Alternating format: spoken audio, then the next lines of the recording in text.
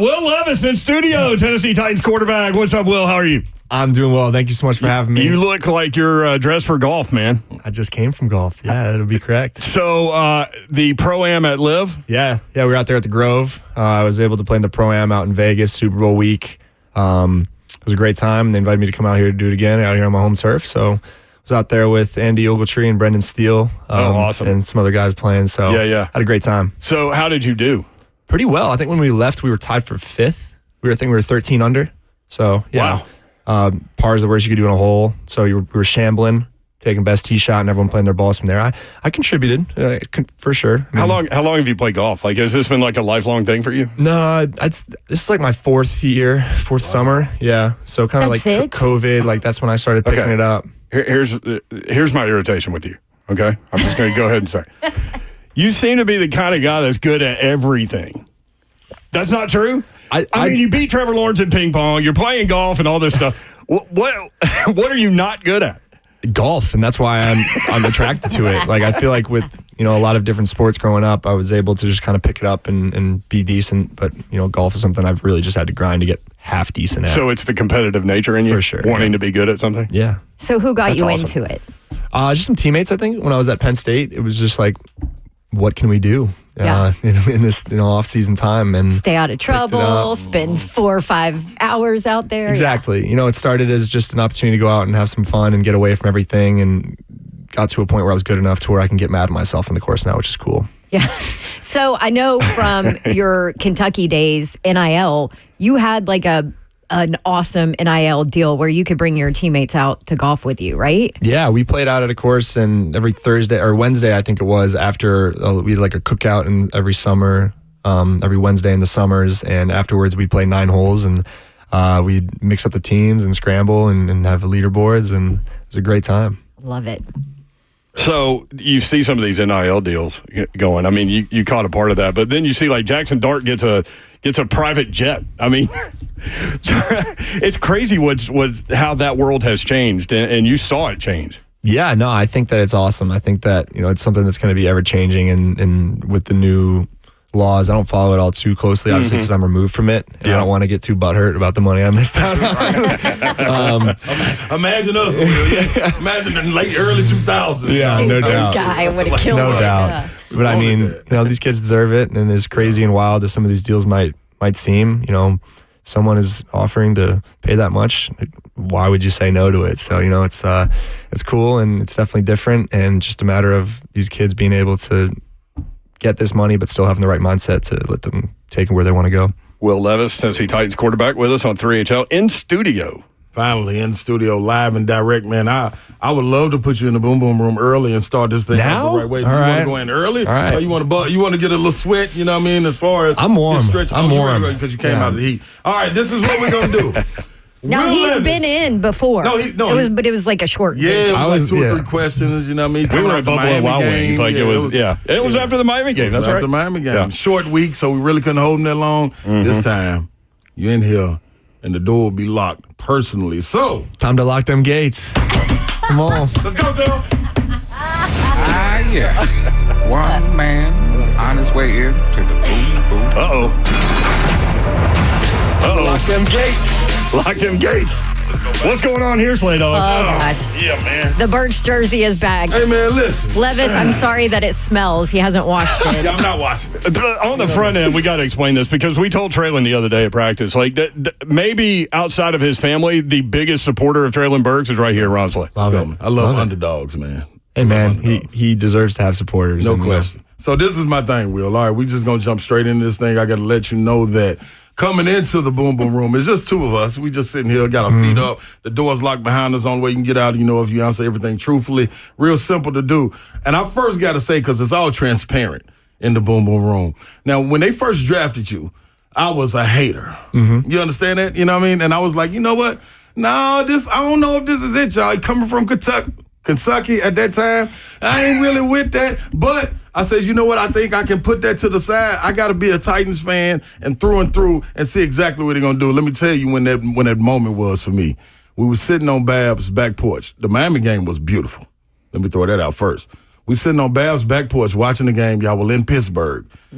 It was 1st and 23. You were in the end zone. and you did not blink an eye, hit D-Hop for a completion. Then we jump off sides, 1st and 15, you hit Kyle Phillips with guys, Cam Hayward, I think, breathing down, probably illegal hit to the head, but you still got it off, completed the first down, and we was rolling. Right then is when you won me over. I said, oh, man, this dude here special. What was that moment for you when you said, yep, hey, this league, I can go get my work done in here? I think it was that first game for me. I think just, I had a lot of nerves and a lot of anticipation leading up to that moment. And for it to go as well as it did, was able to, take a lot of that pressure off my shoulders.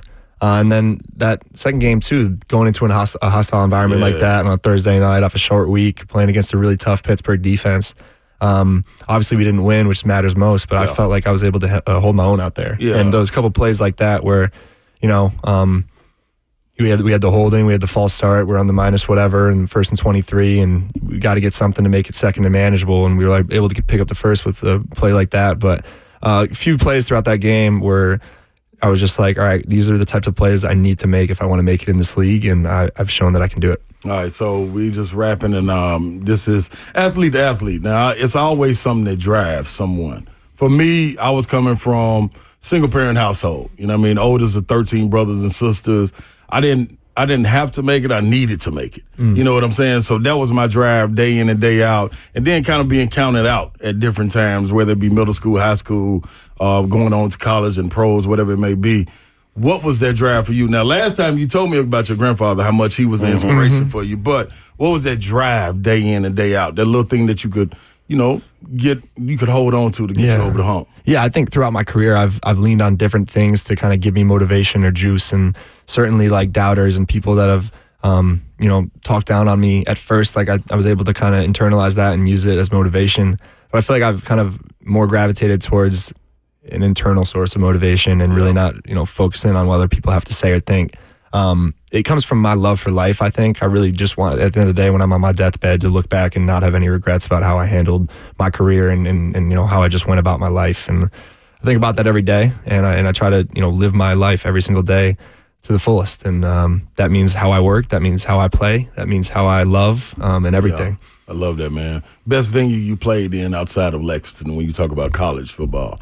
Penn State. Beaver Stadium for sure. Yeah, that whiteout. I don't think there's a college environment that can stand up to it. That's different, no question. All right, real quick hitters right here. East Coast compared to the South, biggest difference. Growing up there in Connecticut, growing up there in the Massachusetts, up there, stayed up at Penn for a little while. Up now there. You've been down there, up there. That's way up there. Up there, and not THEE. Up there, way up there. So, what's your biggest difference between the East Coast and the South, and what makes you love the South? If you love the South. No, the people. I think that kind of my competitiveness and, how cutthroat I can be and my ability to kind of clear my own path comes from kind of that Northeast kind of culture and whether just the hustle and bustle of New York or, the mass holes up there in Massachusetts. There's a little bit of grit and grind and you kind of have to be able to kind of get through that and work through that. But down here, people are just much more, I'd just say, open and available and loving. Yeah. And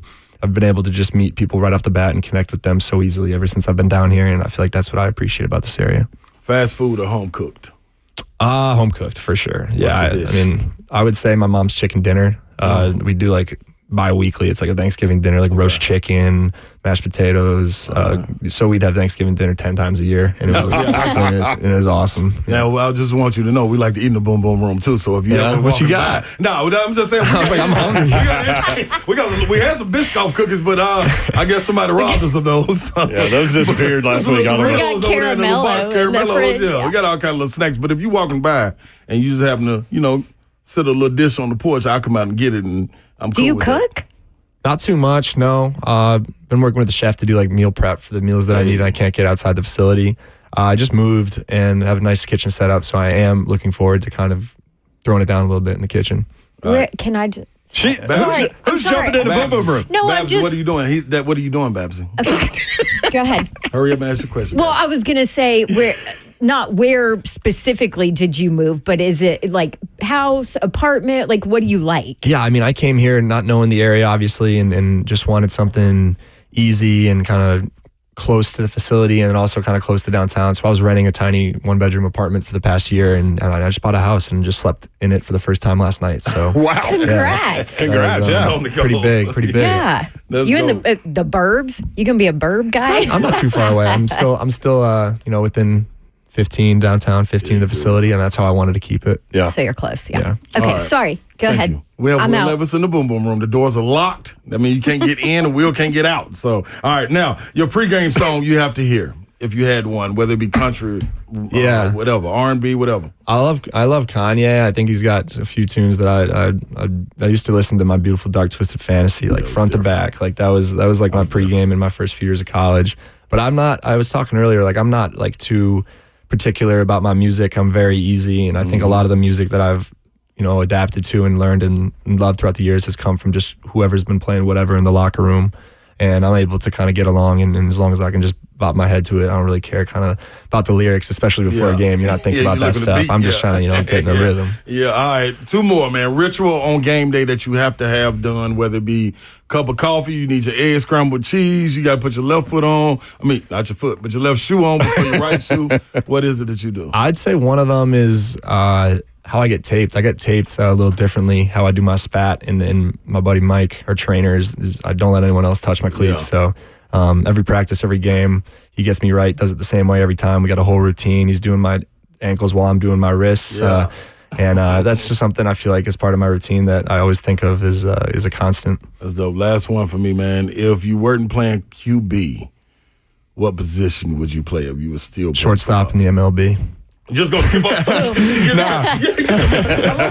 Athlete, man. Athlete, dog. Football, tight end for sure. I got the best hands on the team. So Oh, look at that. Okay. Best hands on the team. Okay, well, let me ask you this then. Y'all did a pass to D-Hop against Miami, yeah. and it was behind the line of scrimmage, and he ended up running. You went and threw I had to go a high screen on. Were you supposed to go out for a route on that, or was that? No, somebody else? He was supposed to, or I forget who he was going to throw it to, but he ended up just completely changing field, and I had to go high screen a D lineman. I got a nice good job from the ref, not trying to take his head off, but no shot. I was trying to take that guy head on, but all right, okay. We can look forward to that then. Split out. Tajay made. Who knows? Hey, well, you did a great job in the Boom Boom Room. We do have a gift for you, man. We'll present to you a little later. A Boom Boom Room shirt. A parting gift? Yeah, wow. Parting gift. When you That's come in never studio, happened. That's never happened. When you come live, dog, it's a little different. So, okay. Zelf, you may let this young man out of the Boom Boom Room. Well. Access. Looks like you did good in the Boom Boom Room. Hoo-wah. Was that better than the last one? I thought that was great. Yeah, good questions. And Thank you, Will. Oh, good questions. Look at that. Thank you, brother. Congrats. We just out here bonding, man.